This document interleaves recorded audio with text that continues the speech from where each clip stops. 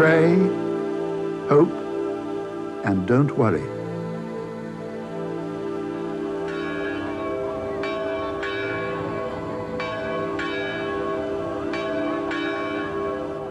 A celebration of Padre Pio.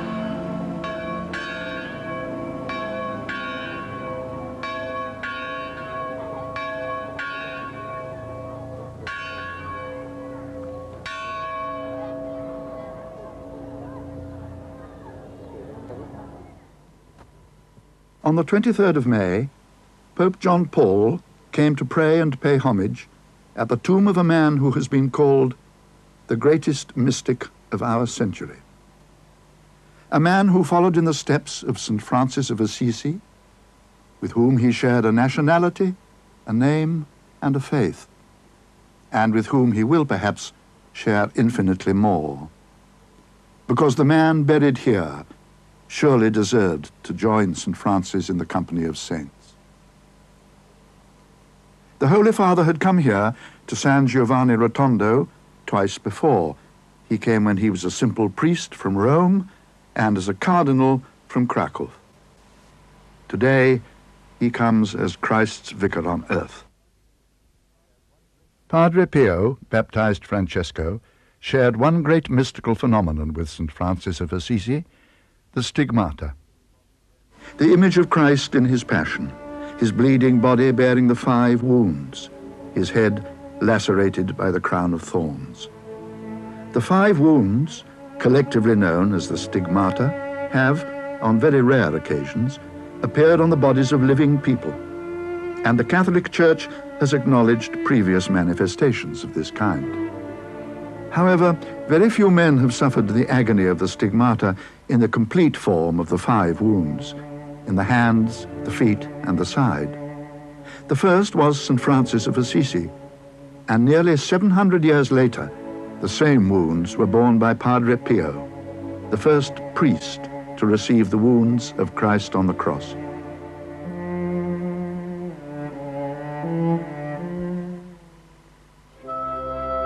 Here, in the village of Pietrelcina, in the rugged south of Italy, he came into the world on May the 25th, 1887, in this small house.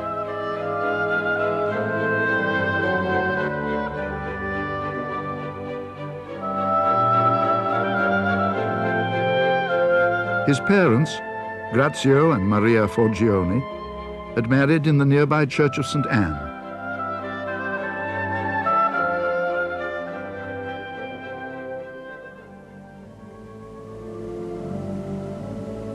And it was here, in this church, that their son Francesco experienced one of his earliest direct encounters with God.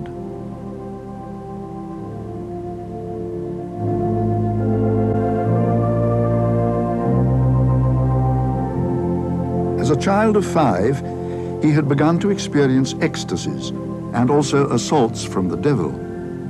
On one occasion, while quietly at prayer in St. Anne's, he had a vision of the Sacred Heart. He had already decided to offer his life to God and said that at that moment he felt hands upon his head, indicating that his offer had been accepted. One day, before setting off for America to find work in order to feed and educate his family, his father took him to a local shrine of St. Pellegrino.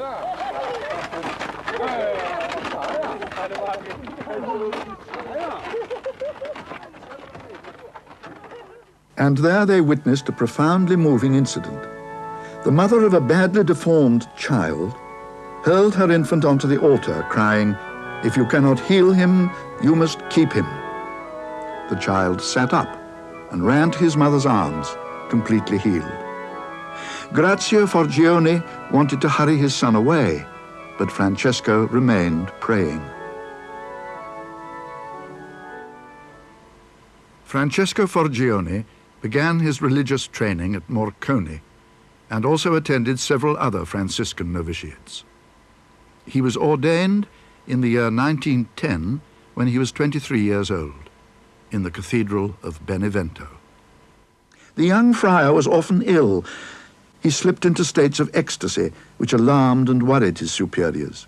He fasted to extremes. He was subject to alarming temperatures, which were so high it is said they broke the thermometer.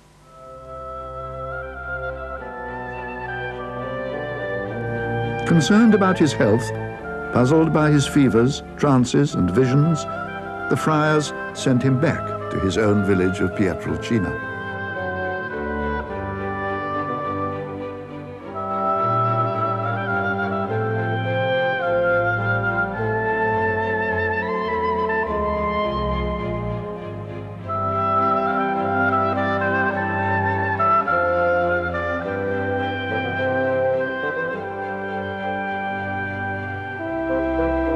He spent countless hours in this squat tower, the torretta, which his family owned, studying, praying, and in meditation. Sometimes he distanced himself for days and nights, staying in this lonely farm building in the midst of the countryside. Perhaps this long period of isolation from the life he had most hoped for was a preparation for the extraordinary years to follow. In September 1910, he had already begun to experience inexplicable pains in his hands. A year later, the young man wrote to his superior, Padre Benedetto, "Yesterday evening something happened which I can neither explain nor understand.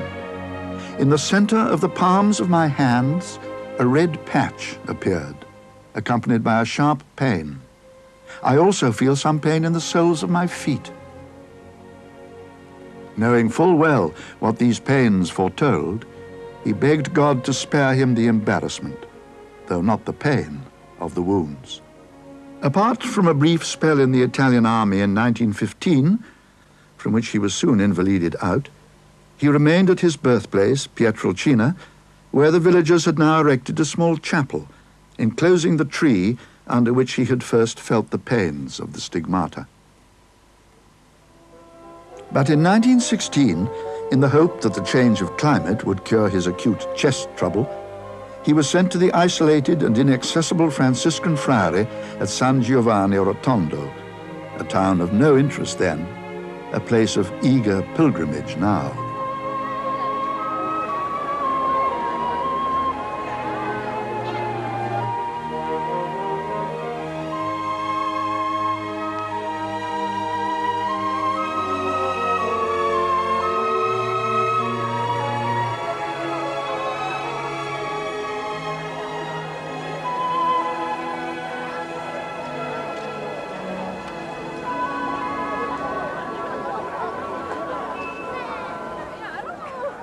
The early intimations of suffering were shortly to become something much more. Padre Pio was soon to suffer pains that he would gladly endure, but a notoriety that he found hard to live with. The full and terrifying appearance of the stigmata occurred on the morning of September the 20th, 1918. Padre Pio was in the choir of the old church in San Giovanni Rotondo, having celebrated Mass. He described what happened thus: "I yielded to a drowsiness similar to a sweet sleep, and during this I saw a mysterious person. His hands and feet and side were dripping with blood. This sight terrified me. The vision slowly disappeared, and I became aware that my hands, my feet, and my side were also dripping with blood." Padre Pio was 31 years old.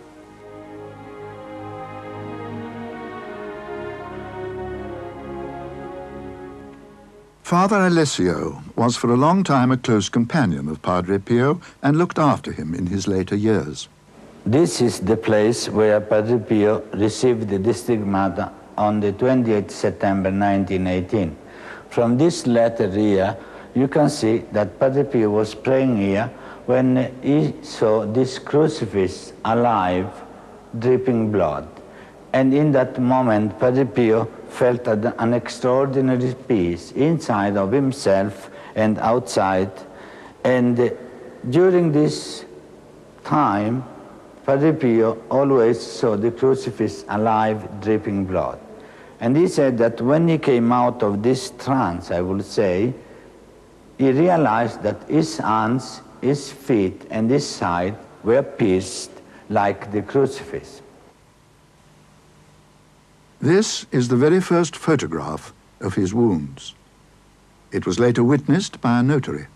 News of this astounding event slowly spread, and the ordinary people began coming to San Giovanni in large numbers to catch a glimpse of the stigmatized friar or to squeeze into the church to hear his mass. Understandably, perhaps, the attitude in the friary to the unique stigmatization of a young priest was one of extreme reservation.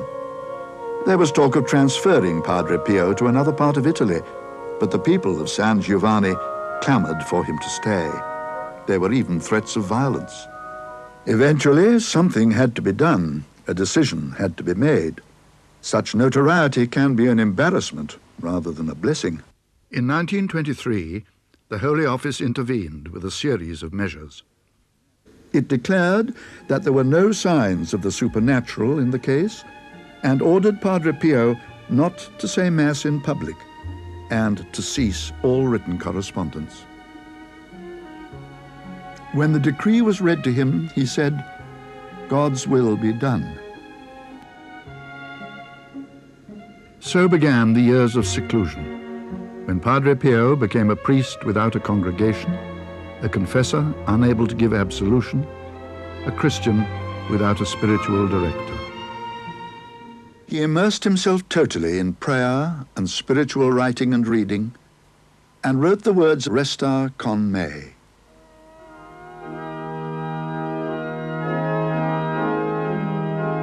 Stay with me, Lord. Thou knowest how thee I can forget.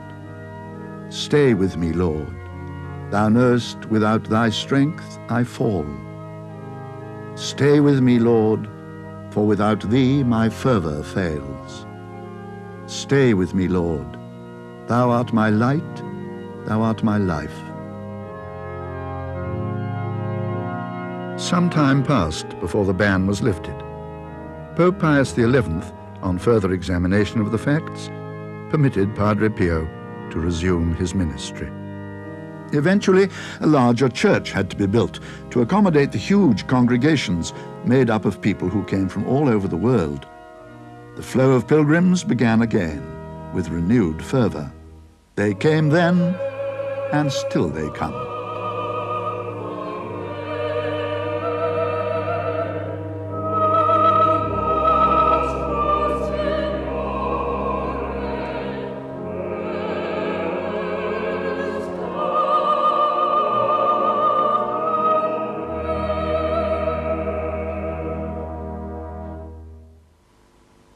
Padre Pio often spent 12 to 18 hours a day in the confessional.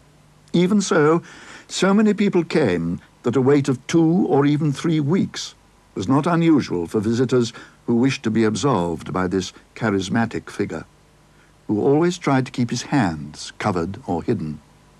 He knew when people were wasting his time, when they had come for the wrong reasons, and occasionally terminated a confession abruptly with the word basta, enough. He could read your mind, your soul, and when God gave him the light to see the soul of a person, Padre Pio really, will tell him or her the sins, and also if sometimes they are not ready or they were not sincere in their confession, he will send them away without absolution. He was usually disarmingly simple and direct. Nothing could be more to the point than change your life. Or to someone who questioned the very existence of hell, you will believe it when you get there. He was capable, though, of remarkable insight, and there are many reports of his ability to read people's minds and their hearts, to know details of their lives and circumstances that he could not possibly even guess. Once, a woman was very surprised to be told that her penance, usually a prayer to be said in atonement for sin, was to go home and look in the well in her garden.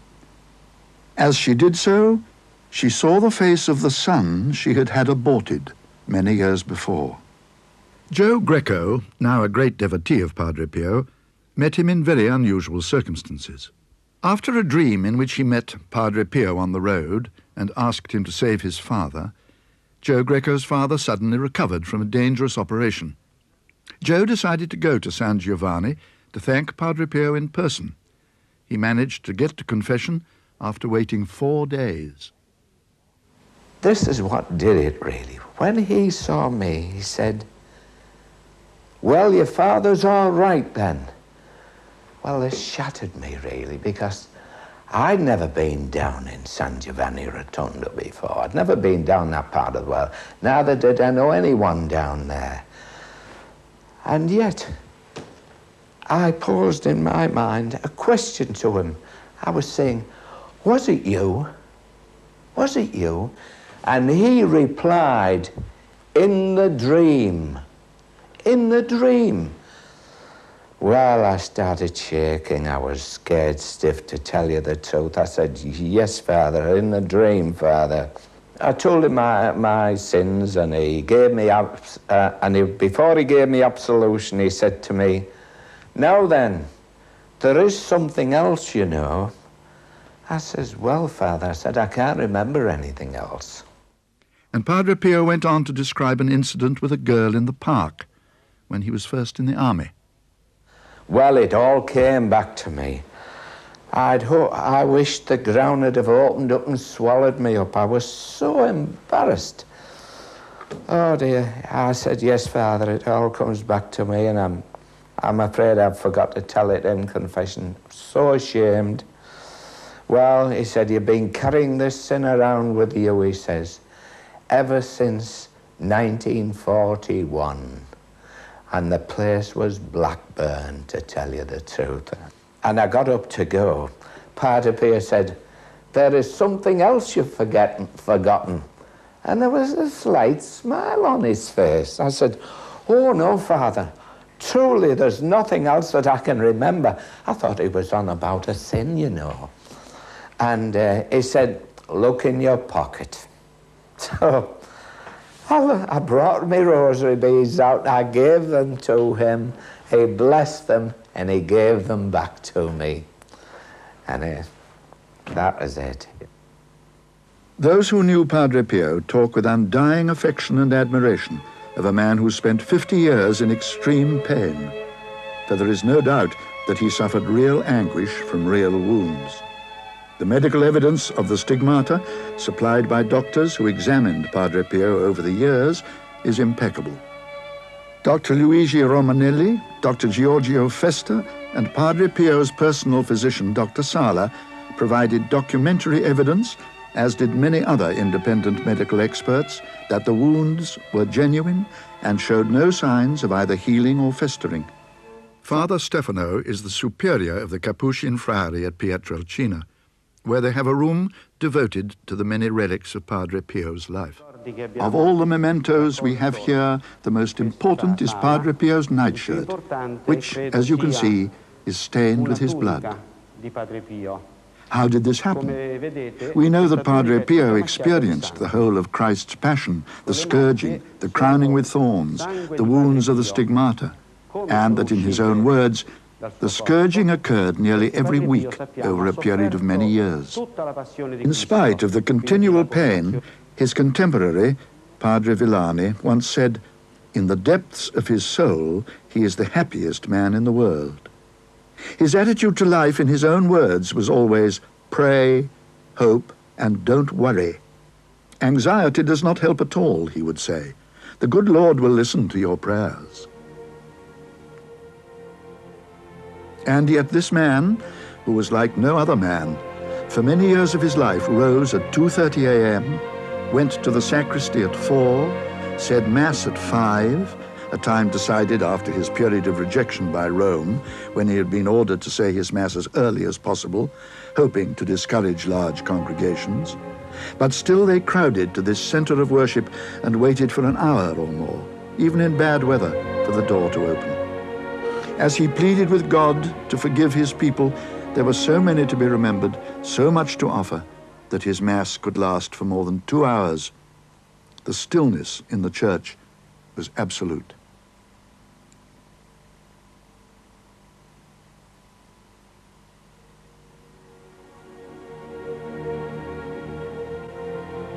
As he reenacted the passion and death of Christ, Padre Pio became a man of sorrows, offering himself with Jesus for the salvation of the world.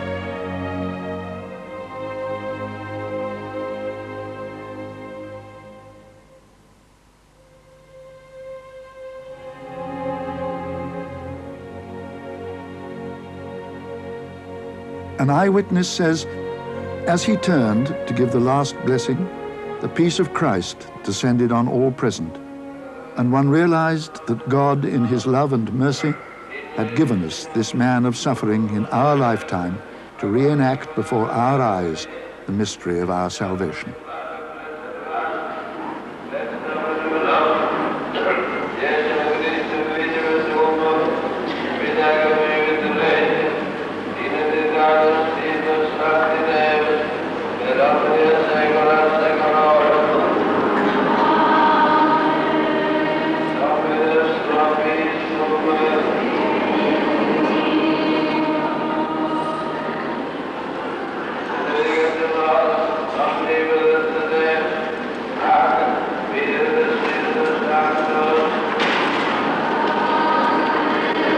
It seems that because he offered to suffer like Christ before him to save souls, Padre Pio was granted what are known collectively as the gifts of the Spirit: bilocation, discernment, prophecy, conversion, healing, perfume, and language. Father Joseph Pius came to the friary many years ago as an American tourist to see Padre Pio. He stayed to become a Franciscan friar. He actually understood languages he never knew.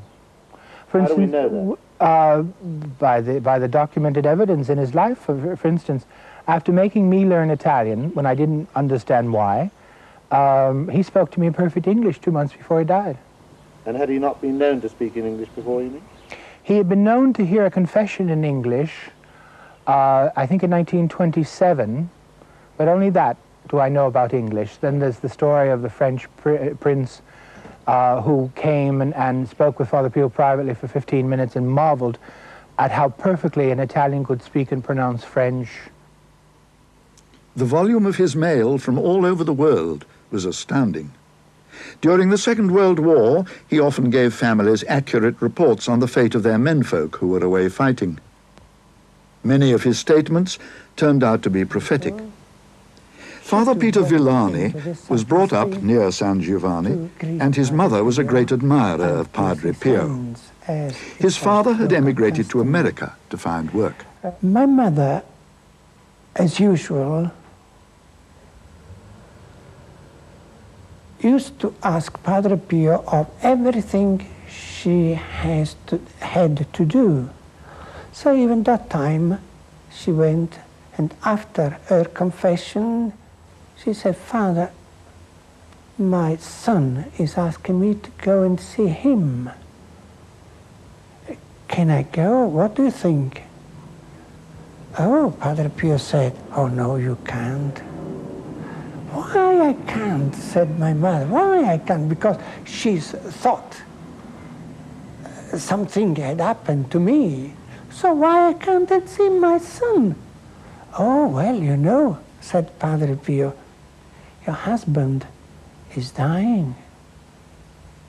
My mother had a shock because she said the letters she received from the States was very good. Good health, good job, normal.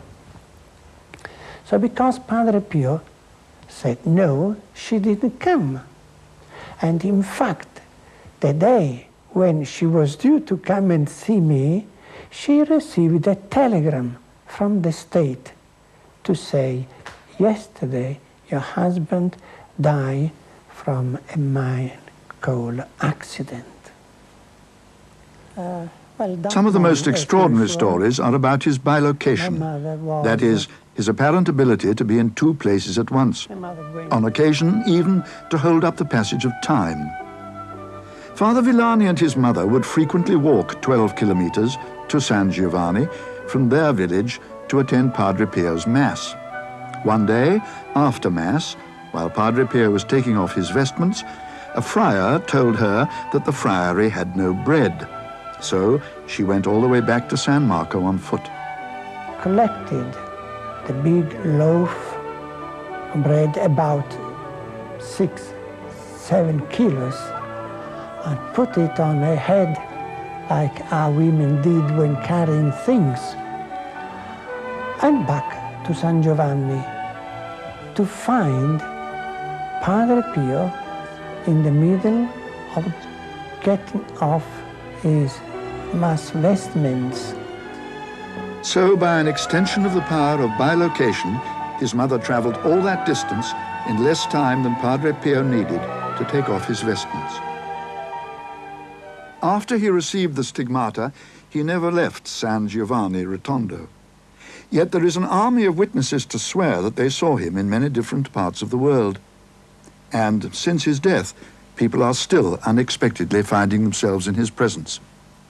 Padre Pio's appearances of this kind are usually to people in need. Peter Barrett, in the army at the end of the war, found himself in San Giovanni and went to confession to Padre Pio and subsequently served his Mass. Not long ago, in Greenwich Hospital, meeting the parents of a badly injured boy, he gave them a picture of Padre Pio and the message, "Pray, hope, and don't worry." 2 weeks later, he met the parents of the injured boy, and they told him that their son was being discharged, fit and well. The mother, very grateful, said, She said, I wonder, she said, could you give that priest, she said, our sincere thanks that was with you. And I didn't want to embarrass her to say which priest, but I knew for a fact that I was on my own there. And she said, he was very like, she said, the priest on the picture that you showed me, she said. But she said, would you please give him our sincere thanks? The priest she saw was, of course, Padre Pio.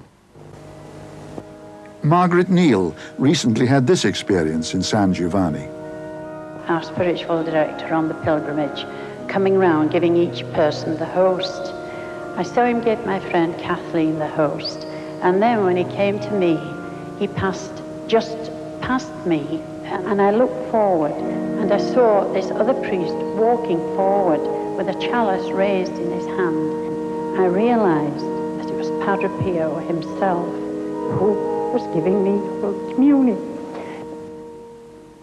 An American squadron leader claims that during the war, Padre Pio appeared before his plane in the sky above San Giovanni Rotondo and turned back the bombing raid.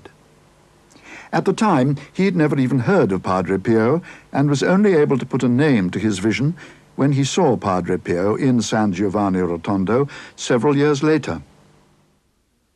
Padre Pio was also reported to have been seen in St. Peter's Basilica in Rome on more than one occasion, and to have visited the dying Vicar General of the Diocese of Salto in Uruguay.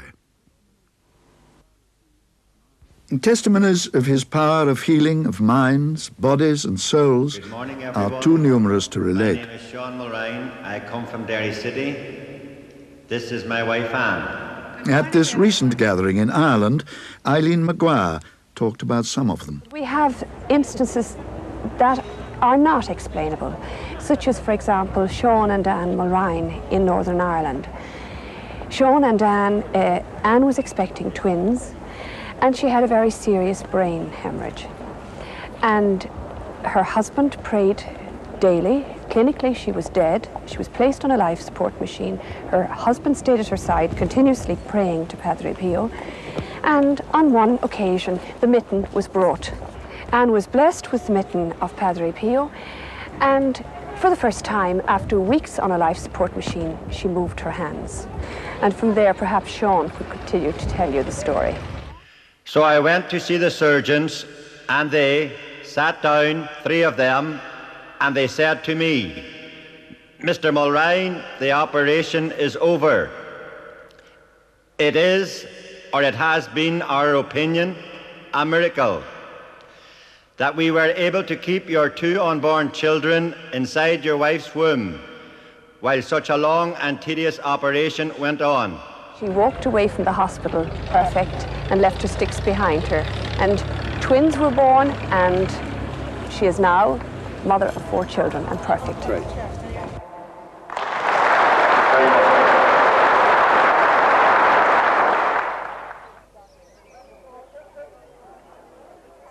Vera Calandra, here seen at the foot of Padre Pio's statue in San Giovanni Rotondo, is a leading worker in the cause of Padre Pio in America, and she tells us how she came to invoke Padre Pio's help. How he came into my life certainly was a gift from Providence, and I can look back now at the last 20 years, and we do wonder in the household how we would have been able to survive the crosses that have come our way without the assistance and the intervention of Padre Pio, because our daughter was at the brink of death. So after asking Padre Pio's intercession and sending a telegram here to the monastery, I actually had an experience in my home where Padre Pio asked me to come and to bring my little girl to him, but that I must not delay, that I would have to come immediately. There was always someone there to lend a helping hand. We saw Padre Pio, we were blessed by him, we were able to kiss his gloved hand, and we returned to the United States. My daughter showed tremendous improvement from that point on, and Padre Pio died just a couple of weeks afterwards. She is now called the amazing young lady. She celebrated her 21st birthday just a matter of weeks ago. My daughter is alive every day, so I must do something each day in the name of Padre Pio. And that is when we talked about starting our own prayer group in my parish, and from the prayer group, with the demand of the people to know more about Padre Pio, is when we started our center, the office that would distribute literature throughout the United States. But Padre Pio works in many ways. There are physical healings and there are spiritual healings. And Bella will fill you in on a spiritual healing.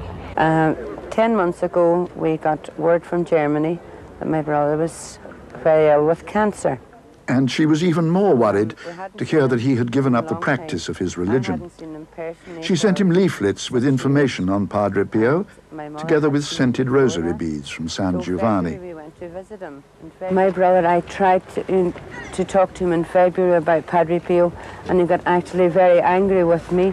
He told me I was a fanatic, and he said, if you want me to know anything about Padre Pio, tell him to give me direct contact. And I said, well, John, someday, if that's what you want, the Padre will do that for you. And I do believe that the Padre was with him when he died. I believe that.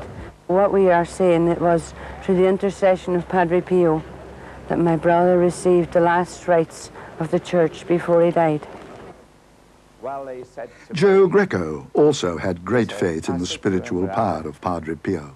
What are we going to do, Father, when you pass away? You're getting on a bit, you know. And he said, I shall do more in heaven, he said, than ever I shall be able to do on earth, he said. And not one of I shall never enter heaven, he said, or rest until all of my spiritual children are in heaven. That's right. And that is exactly as it happened to me. It helps to understand Padre Pio's willingness to suffer as Christ himself had suffered, to remember that as a young man he was sent a vision of a majestic figure of rare beauty, radiant as the sun, in the midst of two huge armies, the forces of good and evil. Throughout his life he continually suffered physical encounters with the devil, after which he was left exhausted and bleeding. Sometimes at night, sounds of violent struggle were heard coming from his cell.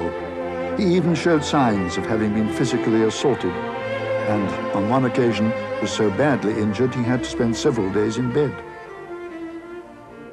One day he was in the choir loft praying, and when he saw so many devils, and they start to shout at him to make noisy, and Padre Pio said to them, I know you a job, I don't care about you. So when they heard that, they throw him on the floor and they start to kick him, slap him, punch him. And Padre Pio felt that they will kill him. So he called, he said, all the saints in heaven to help me, but no one came to help me. Then I called my guardian angel, and my guardian angel didn't come immediately. He delayed. When he arrived, instead of chasing the devils away from me, he started to fly around me, singing beautiful hymns. Now, dear friends, you think about Padre Pio on the floor, beaten to death by the devils, and the guardian angel flying around him. He said, finally, when I got up, I gave him a good scold. And to punish him, I didn't look in his face. But then my guardian angel, like a little boy who had done something wrong, he followed me, he asked me forgiveness, and he promised me that he would never do that again. During his ecstasies, he spoke with Our Lady, with Jesus, and his own guardian angel in short, broken sentences. It was said, charmingly, that he sounded as though he was chatting in a family group. He spoke also with holy souls, the Church's name for those of its departed brothers on their way through the pains of purgatory to their eternal reward in heaven. When he heard news of one of his brother friars' death, he began to pray for him and was astonished to see him at the doorway. These confreres said, "Oh, hello, Father, how are you? They told me you were dead." And the Father said, "Oh, yes, I am. Please pray for me." Just like that. Padre Pio was praying here in the choir loft, and it was around midnight when he had the candlesticks on the main altar downstairs moving and falling. And he looked down and he saw a small novice. And this novice looked up and said to Padre Pio, "I'm doing here my purgatory, because when I was a novice, I was appointed here to clean the altar of the Blessed Sacrament, but I didn't do my job well." Padre Pio thought he was seeing a vision, you know, it was an hallucination. He went downstairs and he really found on the floor candlesticks and flowers. He had a special devotion to the unique shrine in the remote hill town of Monte San Angelo. Where else would someone who fought so often with the devil send people who were troubled or possessed by evil spirits, but to the church here, a shrine dedicated to the Archangel St. Michael, who is invariably depicted overcoming the powers of darkness.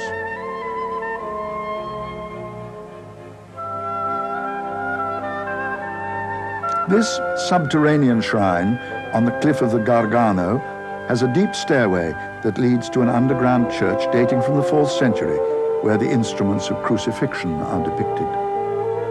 It is not surprising to learn that St. Francis of Assisi also came here on pilgrimage, and many popes and princes of Europe came, often barefoot, as an act of humility.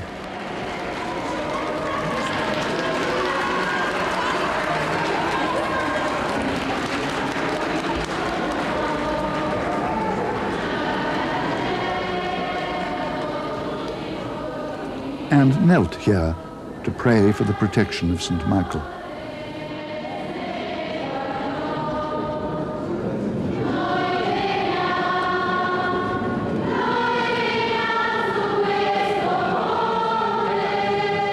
Want me to do it?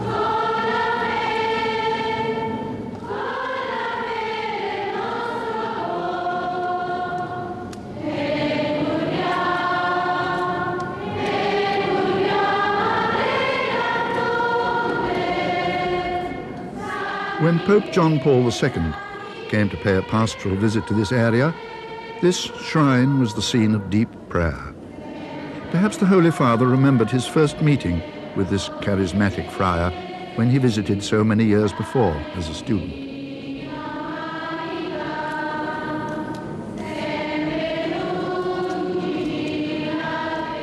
As we have heard, Padre Pio, who suffered illnesses, fevers, constant headaches, the pain of the stigmata, and physical assaults from the devil, was nevertheless a cheerful, often humorous man, even when the added burden of severe arthritis, combined with the pain of his pierced feet, confined him to a wheelchair. That he was a joyful man. He was full of joy, full of enthusiasm. When we were boys, children. We stayed with Padre Pio after Mass, and he sat with us, amongst us, telling stories, cracking jokes, and it was really delicious to be with him. He used to tell a story about a farmer who was very attracted by a train going through the countryside in the very early years of trains in Italy. And on a free day, the farmer went off to have a ride on this new contraption, you see. There's a whole scene, I can't do it like Father Pio did it, at the window of the ticket taker, not the ticket taker, the ticket seller. Where are you going, sir? I said, why don't you mind your own business? Do you want a return ticket, sir? I think you're very nosy. Anyway, they finally got the chap on the train. He sat down in front of a priest who was on to him immediately. And with that, the train went into a long, dark tunnel. The farmer got a bit scared. And he said, Father, where are we going? And the priest said, we're going to hell. And the farmer chirped back and said, I don't care, I have a return ticket. I said, but he would tell these jokes. He would love to listen to jokes. He would never miss a recreation, never. He derived great strength from his devotion to Mary, the Mother of God. Father Gerardo, who is the vice postulator for the cause of the beatification of Padre Pio, is telling the story of the statue of Our Lady of Fatima, which was brought to San Giovanni Rotondo in August 1959 during its tour of Italy. It was as though the Heavenly Mother was paying a visit to her beloved son, Padre Pio. By coincidence, Padre Pio had been seriously ill with pleurisy since March of that year. So ill, he could not even say Mass, only receive Holy Communion. He had, however, been leading a special 9 days of prayer in preparation for the arrival of the statue. On the evening of the 5th of August, the statue arrived, and the next morning, pulling all his failing strength together, Padre Pio managed to get down to the church, where he remained for a considerable time in silent prayer in front of the statue. As the statue was being removed by helicopter the following day, Padre Pio asked to be taken to the window in the choir so that he might see it flying past. As it did, he was heard to say, "My beautiful Madonna, you found me ill, and you are going away, leaving me ill." At that, he felt a great shiver run through his body, and at that very moment, his illness was cured. In fact, he was as well as he had ever been, and immediately resumed the saying of Mass, hearing confessions, and all other priestly duties. He lived with a rosary in his hands.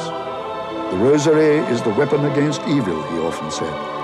And of Our Lady, she treats me as if I were her only child on the face of the earth. She comes to me whenever I need her.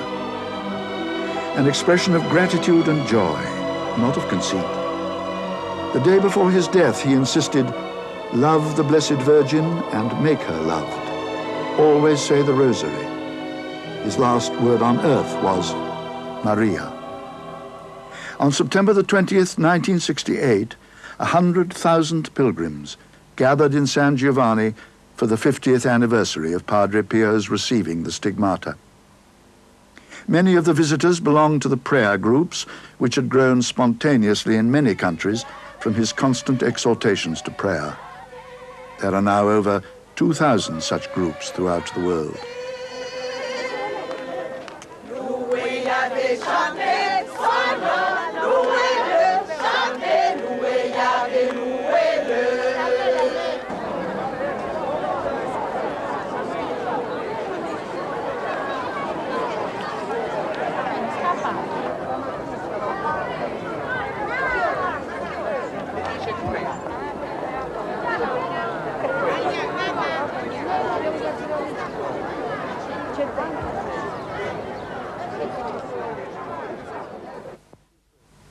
That day, in spite of his frailty, he said the Mass that proved to be his last. He could hardly breathe or reach the altar. When he turned to leave, he almost fell.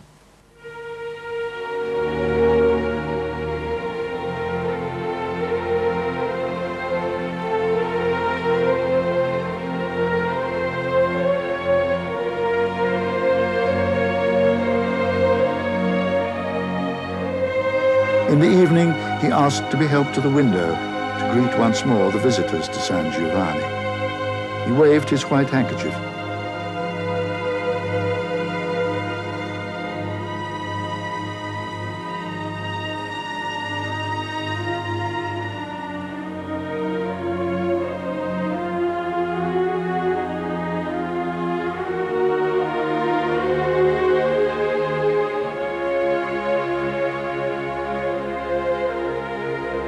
Then the shutters were closed forever.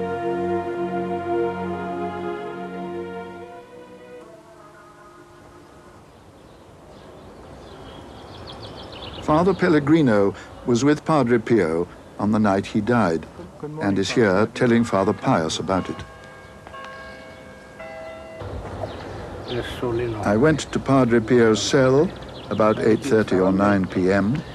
and stayed with him for the rest of his time on earth. Occasionally, I wiped away his tears. Around midnight, he said, "Sit down beside me, please," and he began to tremble like a child. He continually asked the time, as though he had an appointment to keep.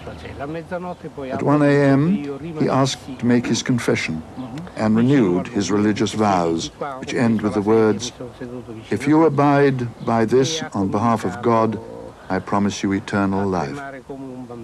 At this, he seemed a little better, got up, washed his face, and went to the window, asking if the sky was studded with stars. He looked 20 years younger all of a sudden. After 5 minutes, he returned to his wheelchair, started to perspire very heavily in a cold sweat, and his lips turned blue. He asked for the wheelchair to be removed, as though he had no further use for it, and began to say continuously, "Jesu Maria." Looking straight ahead, he said, "What is that?" "A photo of your mother," I replied. "But I see two mothers," he said. Thinking his sight was failing, I explained that there were other photos too, including his American friend Mary, who had recently died. "I see those clearly," he said, "yet still see two mothers." Again he started to repeat, "Jesu Maria." As I made to leave his cell for assistance, he called me back, saying, "Do not trouble anyone else." I insisted, however, and went to find Father Joseph Pius and asked him to get his doctor, Dr. Sala. Dr. Sala and his colleagues arrived, and I went to bring the other friars. Padre Pio continued to repeat, "Jesu Maria," right up to his last breath, when at 2:30 a.m. he gently bowed his head and gave up his spirit.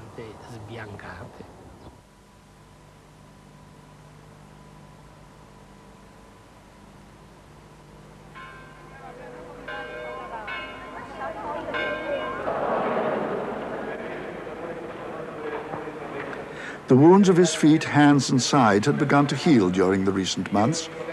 During that last Mass, the healing became complete.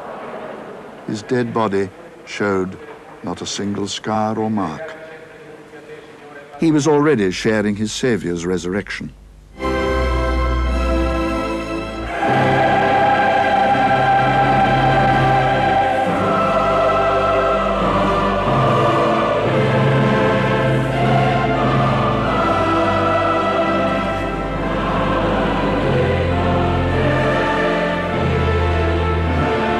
Padre Pio was buried in this tomb, in the new, larger church, a tomb finished only a few days previously, surrounded by the thousands of pilgrims who were still in San Giovanni. How wonderfully God seems to arrange these things. As a young friar, walking in the fields surrounding Pietrelcina, He had prophesied that they would one day be filled with the odor of incense and the chanting of monks. On that spot, a seminary was built 30 years later, through the generosity of an American lady, Mary Pyle, who helped with English-speaking pilgrims for many years in her house near the friary. Her assistant, Carmela, will always remember what Padre Pio said to her shortly before his death. Carmela is saying that she asked Padre Pio what they would do after he had gone. Padre Pio said, "Go on as you have done before, but remember, I can do much more for all of you from heaven than I can here on earth." In his lifetime, he heard countless confessions and is truly called the Padre of the Confessional. But as he said to Carmela, his real work would begin after his death. He had planned a vast and much-needed hospital, which was completed in his lifetime. Other works include a home for sick priests, a home for spastics, and a spectacular Way of the Cross was constructed.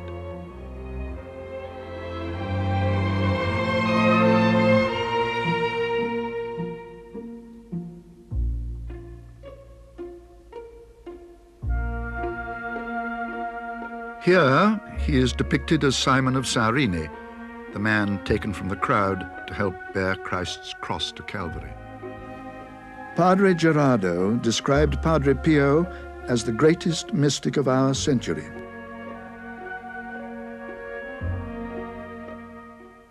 At a Padre Pio celebration day in Ireland, Father Jack McCardle had this to say. Padre Pio wasn't defending what he was saying, he proclaimed it. And you're free to walk away. When you stop defending it, they'll stop attacking it. And I couldn't imagine a young person, in person, contradicting Padre Pio. He may have to walk away eventually, because he may not be able to take it. But he's going to be forced to a decision, to a response. That he was really a man of God. You could feel God's presence in that man. Non vi lascerò orfani, ritornerò da voi. Il tempo pasquale, cari fratelli e sorelle di San Giovanni Rotondo. On the occasion of his visit to San Giovanni Rotondo in 1987, the Holy Father said, "I wish to thank the Lord with you for having given Padre Pio to this generation in this very tormented century. In his love for God and for his brothers, he is a sign of great hope, and he invites us all not to leave him alone in this mission of charity."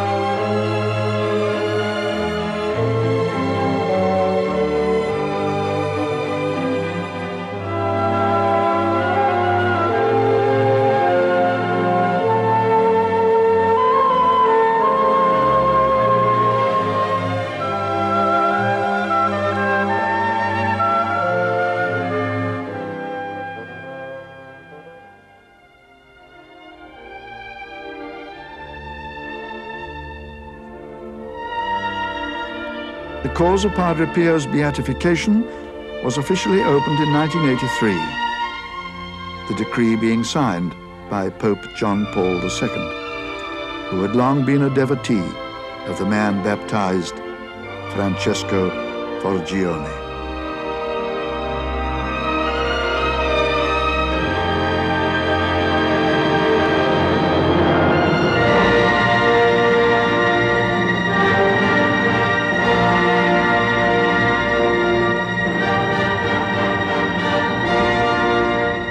Pray, hope, and don't worry.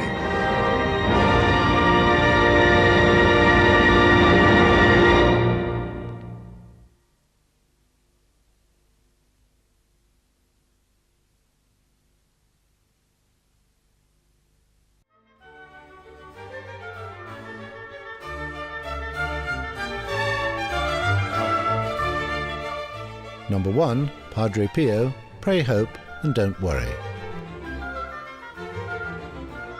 Number 2, Medjugorje, The Miracles and the Message. Number 3, Sister Faustina, The Promise of Mercy.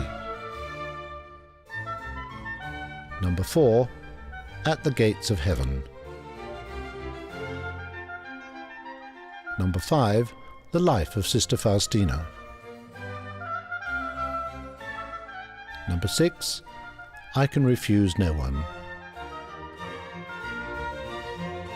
Number 7, The Beatification of Sister Faustina. Number 8, Padre Pio's Way of the Cross.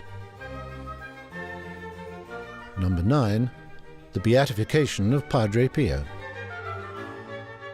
Number 10, The Canonization of Padre Pio from San Giovanni to Heaven.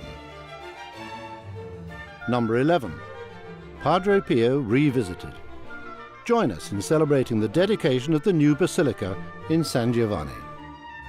The Seeing is Believing video series.